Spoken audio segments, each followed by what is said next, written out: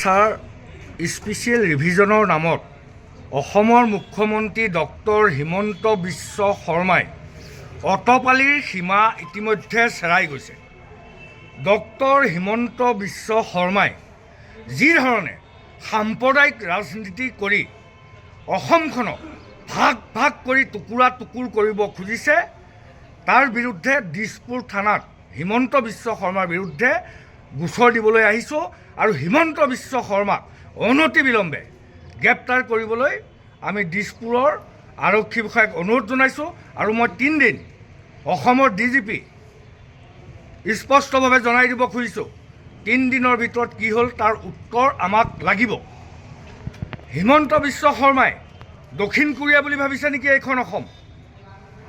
Kim Jong উঙৰ যেনেকৈ Kim Jong উঙে সেইখন দেশত দক্ষিণ কোৰিয়াত চুলি কেনেকৈ কাটিব, চুলিৰ ষ্টাইল কি হ'ব, সেই কথা যেনেকৈ কয় হিমন্ত বিশ্ব শৰ্মাই অসমত আমাৰ ইয়াত এনেকৈ যি ধৰণৰ সাম্প্ৰদায়িক কথা কৈছে, এয়া কোনোপধ্যেই আমি গণতান্ত্ৰিক মনৰ মানুহে মানি কেতিয়াও নলওঁ।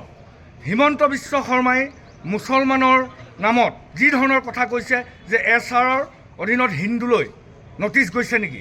মুছলমানলৈহে গৈছে। এইখন ধৰ্ম নিৰপেক্ষ ৰাষ্ট্ৰ।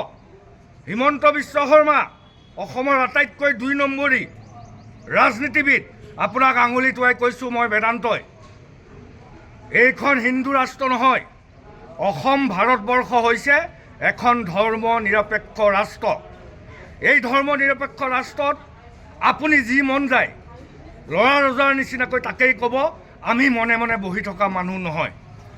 সেইকাৰণে আজি দিছপুৰ থানাত অসমত সাম্প্ৰদায়িক সংঘৰ্ষ লগাই হিমন্ত বিশ্ব শৰ্মাই 2024 নিৰ্বাচনৰ বৈতৰণি পাৰ কৰাৰ যি কৌশল, এই কৌশলৰ বিৰুদ্ধে আমি আজি গোচৰ তৰিছোঁ মই মোৰ নিজৰ নামত। আৰু যদি এই গোচৰ তেওঁৰ বিৰুদ্ধে দিছপুৰ থানাই নলয়, তেতিয়াহ'লে অহা 3 দিনৰ ভিতৰত আদালতত গৈ তেওঁৰ বিৰুদ্ধে আমি গোচৰ তৰিবলৈ বাধ্য হ'ম।